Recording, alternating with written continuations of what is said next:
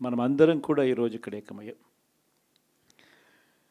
ఈరోజు నేను మీ అందరితో కూడా పంచుకునే కొన్ని విషయాలు నా మనసు నుంచి కూడా వస్తూ ఉన్నాయి. ఎప్పుడు ఊహించని విధంగా, ఎప్పుడు జరగని విధంగా, రాష్ట్రంలో ఎప్పుడు చూడని విధంగా మనలో ఏ ఒక్కరైనా కూడా తలెత్తుకొని తిరిగే విధంగానే పాలన సాగింది. రాష్ట్ర చరిత్రలో ఎప్పుడు జరగని విధంగా ఏకంగా 99% మేనిఫెస్టోలో చెప్పిన హామీలను అమలు చేసి ప్రతి ఇంటికి కూడా ఆ మేనిఫెస్టోను తీసుకొని పోయి, అక్క మీరే టిక్కు పెట్టండి, ఇదిగో మా మేనిఫెస్టో, ఎన్నెన్ని జరిగాయి, ఏమేమి జరిగాయి అని మీరే టిక్కు పెట్టండి అని చెప్పి వారి చేతికే మేనిఫెస్టో ఇచ్చి వారి చేతనే టిక్కు పెట్టించి మరీ వారి ఆశీస్సులు తీసుకుంటూ ప్రతి గడప తిరిగిన పరిస్థితుల మధ్య ఈరోజు కలుస్తూ ఉన్నాం. ఇంతవరకు రాష్ట్ర చరిత్రలో ఎప్పుడూ కూడా ఒక మేనిఫెస్టోని ఇంత సీరియస్గా ఎవరు తీసుకున్న పరిస్థితులు ఎప్పుడూ లేవు. ఎన్నికలప్పుడు ఏదో పెద్ద పెద్ద బుక్కులు ప్రింట్ చేసేవాళ్ళు, పెద్ద పెద్ద మాటలు చెప్పేవాళ్ళు. ఎన్నికలు అయిపోయిన తర్వాత మేనిఫెస్టోలు చెత్తబుట్టలో పడేసే పరిస్థితి. మొట్టమొదటిసారిగా రాష్ట్ర చరిత్రలో ఎప్పుడు జరగని విధంగా ఒక ముఖ్యమంత్రి కార్యాలయానికి వస్తే మేనిఫెస్టో కనిపిస్తుంది. కలెక్టర్ కార్యాలయంలోకి వెళ్తే అక్కడ కలెక్టర్ కార్యాలయంలో మేనిఫెస్టో కనిపిస్తుంది. ఏ డిపార్ట్మెంట్కి వెళ్ళినా కూడా ఆ డిపార్ట్మెంట్లలో హెచ్ఓడీలు కానీ, సెక్రటరీలు కానీ ఎక్కడికి వెళ్ళినా కూడా వాళ్ళ కార్యాలయాలలో మన మేనిఫెస్టో కనిపిస్తుంది. ప్రతి డిపార్ట్మెంట్కు, ప్రతి కలెక్టర్కు ఈ మేనిఫెస్టో పెట్టి, ఇదే మన ఎజెండా, ఈ ఎజెండా ఆధారంగానే పాలన సాగుతుంది అని వారందరినీ కూడా మొట్టమొదటి రోజు నుంచి కూడా సమాయత్తం చేసి ఏకంగా 99% హామీలను అమలు చేసి గర్వంగా, సగర్వంగా తలెత్తుకొని మళ్ళీ ప్రజల దగ్గరికి వెళ్ళి ఓట్లు అడిగే పరిస్థితులకి మొట్టమొదటిసారిగా ప్రభుత్వం అడుగులు వేసింది ఈ మన 5 సంవత్సరాల కాలంలోనే. నిజంగా ఇది జరిగినప్పుడు, చూసినప్పుడు నిజంగా ఆశ్చర్యం అనిపిస్తుంది. ఎప్పుడు చూడని విధంగా ఏకంగా 2,70,000 కోట్ల రూపాయలు, ఎప్పుడు జరగలే ఇది. ఏ పథకం ఎప్పుడు ఇస్తామో, ఏ నెలలో ఇస్తామో ఏకంగా క్యాలెండర్ ముందే ప్రకటించి, ఆ సంవత్సరానికి సంబంధించిన క్యాలెండర్ ముందే ప్రకటించి, ఆ నెల వచ్చేసరికి ఆ బటన్ నొక్కడం, నా అక్క చెల్లెమ్మల కుటుంబాల ఖాతాలకు నేరుగా వెళ్ళిపోవడం ఎప్పుడు జరగల. నిజంగా ఒక్కొక్కసారి అనిపిస్తుంది, ఏమయ్యాయి ఆ ప్రేమలు, ఏమయ్యాయి ఆ ఆప్యాయతలు అని ఒక్కొక్కసారి అనిపిస్తుంది. 66 లక్షల మంది పెన్షన్లు తీసుకుంటా ఉన్న అవ్వాతాతలు, మనం అధికారంలోకి రాకమునుపు పెన్షన్ కేవలం 1000 రూపాయలు. ఎన్నికలకి 2 నెలల ముందు వరకు కేవలం 1000 రూపాయలు. మనం ఏకంగా దాన్ని 3,000 రూపాయలకు పెంచుకుంటూ పోయాం. అప్పట్లో 39 లక్షలు మాత్రమే పెన్షన్దారులు, 66 లక్షలకు పెంచుకుంటూ పోయాం. ఏ ఒక్కరిని కూడా పక్కన పెట్టండి అన్న మాట నోట్లో నుంచి రాలేదు. ఏకంగా 66 లక్షల మందికి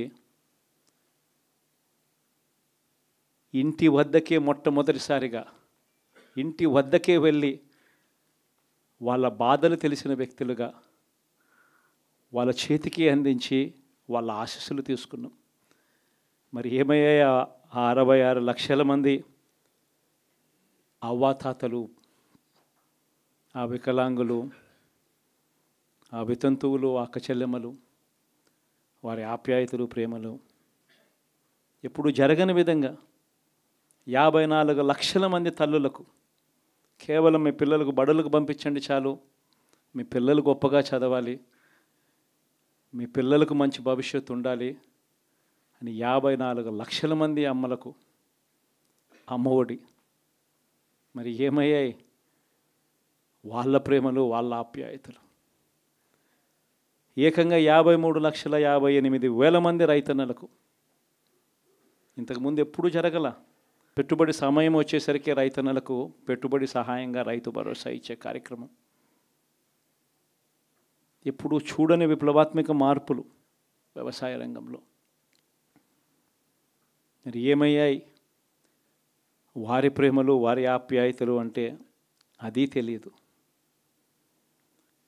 ఏకంగా 1,05,00,000 మంది అక్క చెల్లెమ్మలకు 0 వడ్డీ క్రమం తప్పకుండా ప్రతి సంవత్సరం వారికి అండగా నిలబడుతూ చేశాం. ఏకంగా 79,00,000 మంది అక్క చెల్లెమ్మలకు పూర్తిగా అప్పులతో కుదేలైపోయిన పరిస్థితుల్లో అండగా నిలబడుతూ ఆసరా అనే కార్యక్రమంతో అండగా తోడుగా నిలబడ్డాం. మరి ఏమయ్యాయి వారి ప్రేమలు, ఆప్యాయతలు అంటే తెలియదు. 27 లక్షల అక్క చెల్లెమ్మలకు చేయూత క్రమం తప్పకుండా ఇచ్చాం. ప్రతి సంవత్సరం 30 లక్షల మంది పిల్లలకు మంచి జరిగిస్తూ ఆ తల్లులకే విద్యా దీవెన, వసతి దీవెన. ఏకంగా 31 లక్షల అక్క చెల్లెమ్మలకు ఇళ్ల పట్టాలు. మరి ఏమయ్యాయి వారి ప్రేమలు, ఆప్యాయతలు అంటే తెలియదు. 22 లక్షల ఇళ్ళు గతంలో ఎప్పుడు చూడని విధంగా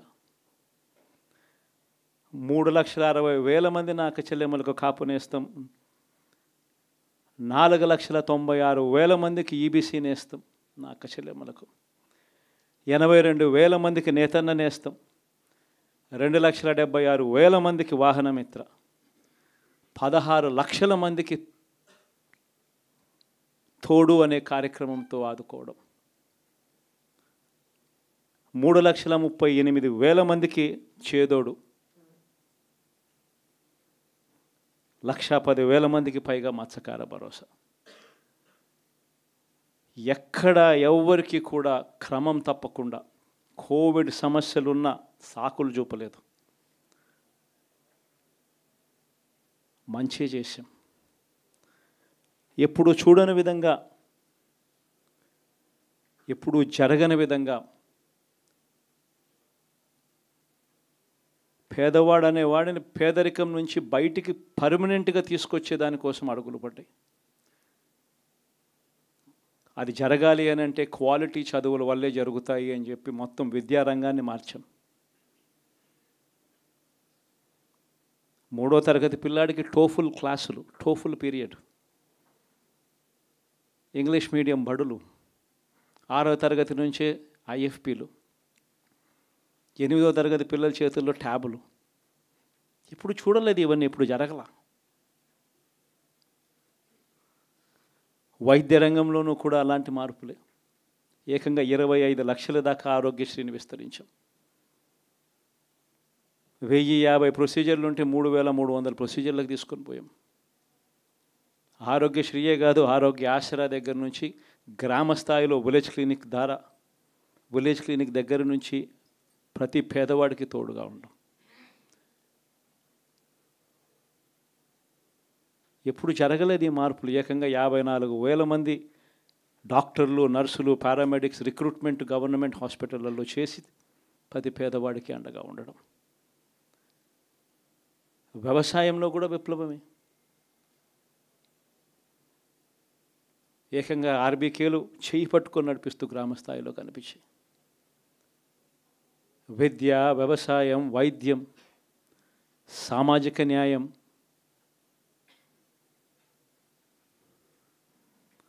సుపరిపాలనలో ఎక్కడా కూడా తగ్గలేదు.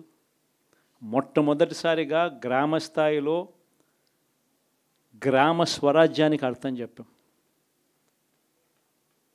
లంచాలు, వివక్ష లేని పాలన ఇవ్వగలుగుతారా అని అంటే ఎప్పటికీ క్వశ్చన్ మార్క్గా ఉన్న పరిస్థితుల్లో లేదు, కాదు, లంచాలు, వివక్ష లేని పాలన సాధ్యమే అని చెప్పి మొట్టమొదటిసారిగా చూపించింది ఈ 5 సంవత్సరాల పాలనలోనే.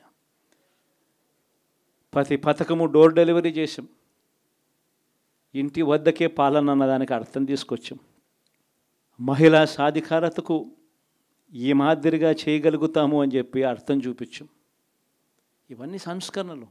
ఏ అక్క చెల్లెమ్మ బయటికి వెళ్ళినా కూడా ధైర్యంగా పోయే పరిస్థితి. ఫోన్లో దిశ యాప్ ఇలా 5 సార్లు ఊపితే చాలు 10 నిమిషాల్లో పోలీస్ వచ్చి అక్క ఏమైంది అనే పరిస్థితి. గ్రామంలోనే మహిళా పోలీస్. ఇప్పుడు చూడలేదు ఇవన్నీ. మరి ఇలాంటి గొప్ప మార్పులు, సంస్కరణలు ఇన్ని జరిగాక ఇప్పుడు చూడని పాలన ఈ మాదిరిగా ఇచ్చిన తర్వాత మరి ఎందుకు ఈ మాదిరిగా రిజల్ట్స్ వచ్చాయి? కనీసం ఇవేవి చేయకపోయిందంటే సరేలే ఇవన్నీ చేయలేదు కాబట్టి ప్రతిపక్షంలో కూర్చుంటున్నాము అనే దానికి అర్థం ఉండేది, ఇంత బాధ కూడా ఉండేది కాదు. కానీ ఇన్ని చేసిన తర్వాత, ఎప్పుడు చూడని మార్పులు తీసుకొచ్చిన తర్వాత ఇటువంటి రిజల్ట్ చూసినప్పుడు నిజంగా బాధ అనిపిస్తుంది. ఇంత జరిగిన తర్వాత కూడా ఏకంగా 40% ఓట్ షేర్తో ఈరోజు ప్రతిపక్షంలో ఉన్నాం. ఇంత జరిగిన పిమ్మట కూడా ఈ రోజుకి కూడా మనం చేసిన మంచి ఎక్కడికి పోలేదు. మనం చేసిన మంచి ఈ రోజుకి కూడా ప్రతి గడపలోనూ కనిపిస్తుంది, ప్రతి కుటుంబానికి తెలుసు. ఇంతకుముందు గతంలో ఎప్పుడు జరగని విధంగా నా కుటుంబానికి, నా ఇంటికి మంచి జరిగింది, అది వైఎస్ఆర్సీపీ పాలనలోనే జరిగింది అన్నది ప్రతి ఇంటికి తెలుసు. ఆ చేసిన ఆ మంచి ఎక్కడికి పోలేదు. ఆ మంచి ఎప్పటికీ మనకు శ్రీరామ రక్షగానే బ్రతికే ఉంటుంది. మనం చేసిన ఆ మంచి బ్రతికే ఉంది. విశ్వసనీయతకు అర్థం చెబుతూ జగన్ ఏదైనా చెప్పాడు అని అంటే మాట తప్పడు, మాట మీద నిలబడతాడు, మాట తప్పని పాలనే తాను ఇచ్చాడు అన్న విశ్వసనీయతకు అర్థం చెబుతూ మనం అందించిన పాలన కూడా ప్రజలు మర్చిపోరు. ఈరోజు కూడా ఈరోజు ప్రతిపక్షంలో ఉన్నా కూడా నేను చెప్తా ఉన్నా, గర్వంగా కూడా చెప్తా ఉన్నా, ఈరోజుకి కూడా జగన్ అబద్ధాలు ఆడడు, జగన్ మోసం చేయడు. మళ్ళీ చంద్రబాబు చెప్పిన మాదిరిగానే అంతకన్నా ఎక్కువ అబద్ధాలు మనం చెప్పుంటే బాగుండేదేమో, ఆ 10% మనతోనే నిలిచి ఉండేవాళ్ళేమో, అలా చేసి ఉంటే బాగుండేదేమో అని చెప్పి కూడా చాలామందికి అనిపించవచ్చు కూడా. మరీ జగన్ ముక్కుసూటి మనిషి, మరీ జగన్ రాజకీయాలలో మరీ నిజాయితీగా ఉంటాడు, ఇంత నిజాయితీగా ఉండడం కరెక్ట్ కాదేమో అని. కానీ ఒకటే చెప్తా ఉన్నా, ఓడిపోయిన పర్వాలా, అధికారం కోసం అబద్ధాలు చెప్పడం, అధికారం కోసం మోసం చేయడం ధర్మం కాదనే, న్యాయం కాదనే జగన్ ఎప్పుడు నమ్ముతాడు. 2014లో కూడా ఇదే నమ్మాను. సాధ్యం కానిది సాధ్యం కాదు అని నేను చెప్పాను. చంద్రబాబు నాయుడు ఏమో వ్యవసాయ రుణాలు మాఫీ దగ్గర నుంచి అన్నీ కూడా చేస్తానని చెప్పి, ఆ తర్వాత మళ్ళీ 2019 వచ్చేసరికి చేయక ప్రజలు రెట్టించిన ఉత్సాహంతో మళ్ళీ మనల్ని తీసుకొచ్చారు. మళ్ళీ ఈరోజు కూడా అదే జరుగుతుంది. 2029 వచ్చే నాటికి వచ్చేసరికి చంద్రబాబు నాయుడు చెయ్యని హామీలను, మోసం చేసిన పరిస్థితులను ప్రజలు ఏ స్థాయిలో గుర్తుపెట్టుకొని మళ్ళీ మనల్ని ఆశీర్వదిస్తారు అని అంటే, చంద్రబాబు నాయుడుకు సింగిల్ డిజిట్లలోనే నెంబర్స్ వచ్చే పరిస్థితి కూడా ఆ రోజు కూడా దూరంగా లేదు. ఇది వాస్తవం. ఈరోజు మనం చేసిన మంచి ఎక్కడికి పోలేదు. మనం విశ్వసనీయతతో చేసిన రాజకీయాలు కూడా ఎక్కడికి పోలేదు. ప్రజలకు మళ్ళీ దగ్గరయ్యే కార్యక్రమాలు, ప్రజలకు తోడుగా ఉండే కార్యక్రమాలు, ప్రజల తరపున పోరాటం చేసే కార్యక్రమాలు కూడా జరుగుతాయి. అసెంబ్లీలో బహుశా మనం చేయగలిగింది తక్కువే ఉంటుంది, ఎందుకంటే మనకు వచ్చిన సంఖ్యాబలం కూడా చాలా తక్కువే. పైగా కౌరవ సామ్రాజ్యం లేకపోతా ఉన్నాం. ఏకంగా స్పీకర్ పదవికి తీసుకోబోయే వ్యక్తి ఎంత సిగ్గు లేకుండా సోషల్ మీడియాలో వైరల్ అవుతూ ఉంది వాళ్ళు మాట్లాడుతూ ఉన్న మాటలు. ఒకడంటాడు జగన్ ఓడిపోయాడు ఇంకా చనిపోలేదు అని ఒకడు అంటాడు, ఇంకా చావలేదు అని ఒకడు అంటాడు.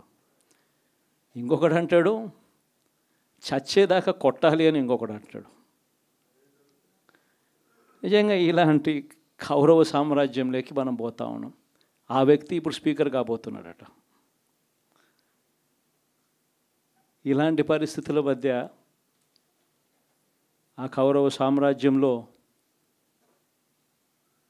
అసెంబ్లీలో ఏదో మనం చేయగలుగుతామని చెప్పి నాకైతే నమ్మకం లేదు. కానీ పాపాలు పండే కొద్దీ ప్రజలతో కలిసి ప్రజల మధ్య నిలబడి పోరాటం చేసే కార్యక్రమాలు అయితే రాబోయే రోజుల్లో ముమ్మరంగా స్పీడ్ అందుకుంటాయి. అదే జగన్ పరిపాలనలో కులం చూడలేదు, మతం చూడలేదు, ప్రాంతం చూడలేదు, చివరికి ఏ పార్టీకి ఓటు వేశారని కూడా చూడలేదు. ప్రతి పథకాన్ని డోర్ డెలివరీ చేయించాడు జగన్, మన వైఎస్ఆర్ కాంగ్రెస్ పార్టీ. కానీ ఈరోజు కేవలం వాళ్ళ పార్టీకి ఓటు వేయలేదు అన్న ఒకే ఒక కారణంతో ఏకంగా మనుషులను కొడతా ఉన్నారంటే, ఆస్తులను ధ్వంసం చేస్తూ ఉన్నారు అని అంటే,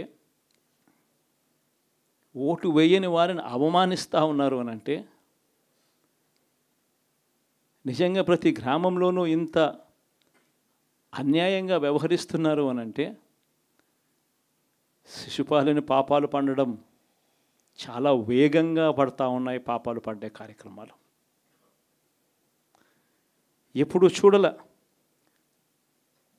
మన పరిపాలనలో, మీ జగన్ పరిపాలనలో ఏకంగా మేనిఫెస్టో అన్నది ప్రతి గవర్నమెంట్ అధికారి ఆఫీస్లో కనిపించేది. కలెక్టర్ల కార్యాలయాల్లో మొదలు పెడితే సెక్రటరీల కార్యాలయాల దగ్గర నుంచి, హెచ్ఓడి కార్యాలయాల దగ్గర నుంచి ముఖ్యమంత్రి కార్యాలయాల్లో మన మేనిఫెస్టో కనిపిస్తూ ఉంటే, కనిపించే పాలన మనదైతే, ఇప్పుడు హోర్డింగులు పెడుతున్న రెడ్ బుక్ అని హోర్డింగులు పెట్టి, ఆ రెడ్ బుక్లో కక్ష సాధింప చేయబోయే అధికారులు ఎవరిని కొట్టాలి, ఎవరిని నాశనం చేయాలి అని చెప్పి ఏకంగా పేర్లు రాసి రెడ్ బుక్ అని చెప్పి దాన్ని ప్రకటించి ఏకంగా హోర్డింగులు పెట్టి, ఆ రెడ్ బుక్ అనేది ఏదో ఘనకార్యం చేస్తూ ఉన్నట్టుగా రెడ్ బుక్స్లో ఉన్న పేర్లన్నింటినీ కూడా మేము వాళ్ళని కొడతాము, వాళ్ళని చంపుతాము, వాళ్ళ మీద అఘాయిత్యాలు చేస్తాము, అన్యాయాలు చేస్తాము అని చెప్పి ఏకంగా నిస్సిగ్గుగా దౌర్జన్యం చేస్తూ ఉన్న పరిస్థితులు కనిపిస్తూ ఉన్నాయి. శిశుపాలని పాపాలు వేగంగా పడుతూ ఉన్నాయి. మొట్టమొదటిసారిగా కేంద్రంలో కేవలం 272 స్థానాలకు 273 స్థానాలకు గాను మెజారిటీ రావాలనంటే 240 స్థానాలకి వచ్చి ఆగిపోయింది బీజేపీ. 240 స్థానాలకి ఆగిపోయిన పరిస్థితులు మొట్టమొదటిసారిగా కేంద్రంలో ఉన్న పార్టీకి పూర్తి మెజారిటీ లేదు. 240 స్థానాలకి ఆగిపోయిన పరిస్థితులు. మరో పక్క చంద్రబాబు నాయుడు గారికి 16 స్థానాలు అంటాడు. ఎన్డీఏలో తానే చక్రం తిప్పుతా అన్నట్టుగా మోడీ పక్కనే కూర్చొని కనిపిస్తాడు. మరి ఇలాంటి పరిస్థితుల్లో కూడా రాష్ట్రానికి రావాల్సిన ప్రత్యేక హోదా అడక్కపోవడం, మరి ఇలాంటి పరిస్థితుల్లో కూడా రాష్ట్రానికి రావాల్సిన ప్రత్యేక హోదా అడక్కపోవడం, అడిగి సాధించుకోకపోవడం, శిశుపాలని తప్పుల్లో, వరుస తప్పుల్లో, పాపాల్లో ఇవన్నీ కూడా బాగాలే. ఇటువంటి పరిస్థితుల్లో కూడా రాష్ట్రానికి రావాల్సినవి, కావాల్సినవి అడగలేని పాలన, అడగలేని మనిషి రాష్ట్రానికి ఏం సమాధానం చెప్తాడు, రాష్ట్ర పిల్లలకి ఏం సమాధానం చెప్తాడు, రాష్ట్రంలో ఉన్న యువకులకు, పిల్లలకు ఏం సమాధానం చెప్తారు? శిశుపాలని పాపాల్లో ఇవన్నీ కూడా ఇప్పటికే వేగంగా కూడా అందుకుంటా ఉన్నాయి. అదే జగన్ ఉండింటే, అదే వైఎస్ఆర్ కాంగ్రెస్ పార్టీ పాలన ఉండింటే ఈ పాటికే విద్యా దీవెన బటన్ అయిపోయి ఉండేది. జనవరి, ఫిబ్రవరి, మార్చికి సంబంధించిన క్వార్టర్కి సంబంధించిన Vidya Deevena fee reimbursement pending. అదే జగన్ ఉండింటే ఏప్రిల్లో ఇవ్వాల్సిన Vasathi Deevena first instalment pending. ఇప్పటికే రైతు భరోసా పెండింగ్, అమ్మఒడి పెండింగ్, చివరికి చిన్న అమౌంట్ అయిన మత్స్యకార భరోసా కూడా పెండింగ్. అదే జగన్ ఉండింటే ఈ పాటికి ఇన్ని బటన్లన్నీ ఈ పాటికి అయిపోయి ఉండేటివి. ఒక్క జగన్ తప్పుకోవడంతో, ఒక వైఎస్ఆర్సీపీ పాలన పోవడంతో ఈరోజు అమ్మఒడి బటనింగా రాలా, రైతు భరోసా బటనింగా రాలా, విద్యా దీవెన పెండింగ్, వసతి దీవెన పెండింగ్. ఇప్పటికే ఇక ఇదే అంటుకుంటూ పోతుంది. డిసెంబర్, జనవరి వచ్చే నాటికి ఏమయ్యా ఇవన్నీ మాకు చెప్పావు, 4,12,00,000 మంది ఓటర్ల లిస్టు, ఇందులో సగం మంది ఆడవాళ్ళే, అందరూ 18 సంవత్సరాల పైవారే ఓటర్ లిస్టులో ఉన్నారు అని అంటే, మరి వీరందరికీ 1,500 ప్రతి నెల ఇస్తానన్నాడు, సంవత్సరానికి 18,000.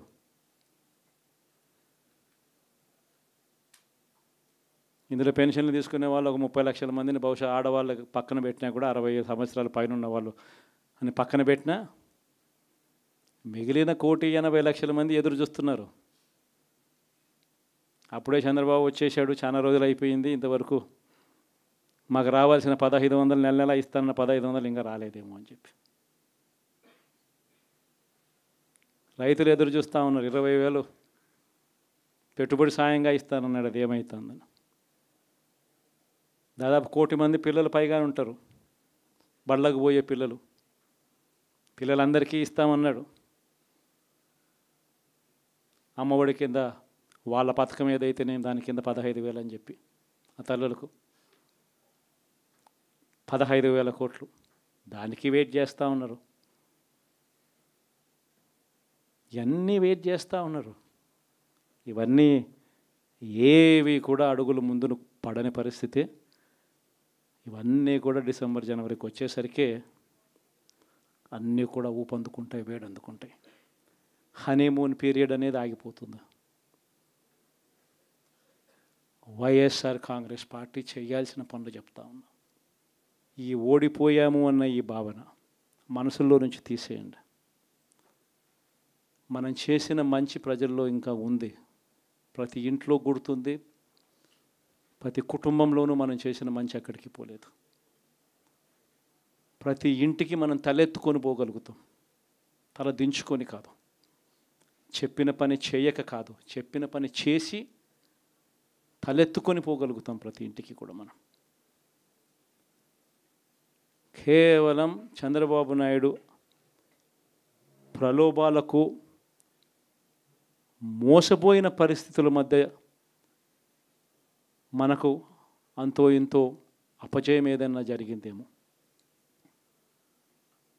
ఆ మోసాలు ఎప్పుడైతే మోసాల కింద తేటతెల్లం అవుతాయో, ప్రజల్లో ఆ సింపతి, మన పట్ల ప్రేమ, ఆయన పట్ల కోపం రెండూ కూడా ఏకమవుతాయి. మనల్ని గొప్ప మెజారిటీలతో మళ్ళీ మనల్ని తీసుకొస్తారు. సో మనం చేయాల్సింది ఏమిటి అని అంటే, ప్రజల మీద మనం కోప్పడాల్సిన అవసరం లేదు, పని లేదు. మోసపోవడం అన్నది ఒక్కొక్కసారి జరుగుతూ ఉంటాయి. మోసపోయిన వాళ్ళకందరికీ కూడా మనం అండగా ఉన్నాము అన్న భరోసా ఇవ్వడం మనం చేయాల్సిన పని. మరీ ముఖ్యంగా మన కార్యకర్తలను మనకు తోడుగా ఉండడం, ఇది మాత్రం ఖచ్చితంగా చెప్తా ఉన్నాం. ఇష్టం వచ్చినట్టుగా ఎప్పుడు చూడని విధంగా ఈరోజు కార్యకర్తల మీద దాడులు జరుగుతూ ఉన్నాయి, పార్టీ సానుభూతి పరుల మీద దాడులు జరుగుతూ ఉన్నాయి, పార్టీకి ఓటు వేయలేదు అని ఓటు వేసిన వారి మీద దాడులు జరుగుతూ ఉన్నాయి. కొన్ని చోట్ల అవమానాలు, ఆస్తుల నష్టాలు, దాడులు, దెబ్బలు తగలడము, ప్రాణాలు కోల్పోవడం కూడా కొన్ని చోట్ల చేశాం. వీళ్ళందరికీ కూడా నేను మీ అందరికీ కూడా నేను చెప్పేది ఒకటి, వీళ్ళందరికీ భరోసా ఇవ్వాలి. ఎక్కడ మీ నియోజకవర్గంలో ఎక్కడ ఏమి జరిగినా కూడా పోండి, మీ తరపు నుంచి సహాయం చేసే కార్యక్రమం చేయండి. పార్టీ తరపు నుంచి కూడా సహాయం అందిస్తుంది, అది కూడా తీసుకొని పోయి కూడా ఇవ్వండి. ప్రతి కార్యకర్తకు తోడుగా ఉందాం, ప్రతి కార్యకర్తకు భరోసా ఇద్దాం, చాలా అవసరం కూడా. మన కోసం కష్టాల్లోనూ నష్టాల్లోనూ మన కోసం నిలబడ్డారు, జెండాలు మోసి నష్టపోయారు, ఓట్లు వేసి దెబ్బలు తిన్నారు, మనకు ఓట్లు వేసి దెబ్బలు తిన్నారు. వారందరికీ కూడా తోడుగా ఉండాల్సిన అవసరం ఉంది. ఇదొక్కటే కాకుండా మన ఎంపీటీసీలు, మన జెడ్పీటీసీలు, మన కౌన్సిలర్లు, కార్పొరేటర్లు, వీళ్ళందరికీ కూడా భరోసానే ఇవ్వాలి. మాట్లాడండి. మన పార్టీ మీద అభిమానం చూపించే ఏ వ్యక్తి అయినా మన కార్యకర్తే. ఇలాంటి వాళ్ళందరికీ కూడా తోడుగా ఉండే కార్యక్రమాలు ఖచ్చితంగా జరగాలి. ఇవన్నీ కూడా ఖచ్చితంగా చేయమని మిమ్మల్ని అందరినీ కూడా కోరుతా ఉన్నా. సీరియస్గా నేను చెప్పిన ఈ విషయాలన్నీ కూడా పరిగణలోకి తీసుకోమని కోరుతా ఉన్నా. అండ్ ఇంతవరకు సినిమా జరిగింది ఓన్లీ ఇంటర్వెల్లే. శకుని పాచికల్లో కౌరవులు పాండవుల మధ్య యుద్ధం కూడా గమనిస్తే శకుని పాచికలు అనే సబ్జెక్టు ఓన్లీ ఇంటర్వెల్లే. అప్పుడు శ్రీకృష్ణుడు సమక్షంలోనే జరుగుతుంది. శ్రీకృష్ణుడు ఉండగానే పాండవులు ఓడిపోతారు, శకుని పాచికలతోనే ఓడిపోతారు. ఎప్పుడైనా కూడా మంచే గెలుస్తుంది, ధర్మమే గెలుస్తుంది, విశ్వసనీయతే గెలుస్తుంది, న్యాయం నిజం గెలుస్తుంది, ధర్మమే గెలుస్తుంది. మనం ధర్మం వైపునే ఉన్నాం, ధర్మంగానే రాజకీయాలు చేశాం, విశ్వసనీయతతోనే రాజకీయాలు చేశాం, తలెత్తుకొని ఉండే మాదిరిగానే రాజకీయాలు చేశాం. తల దించుకొని పోయే రాజకీయాలు ఎప్పుడూ చేయలేదు. ఒక అర్జునుడు మాదిరి గెలిచి వస్తాడు, ప్రజలు ఆశీర్వదిస్తాడు. కాబట్టి ప్రతి ఒక్కరు ఇది గుర్తుపెట్టుకోండి.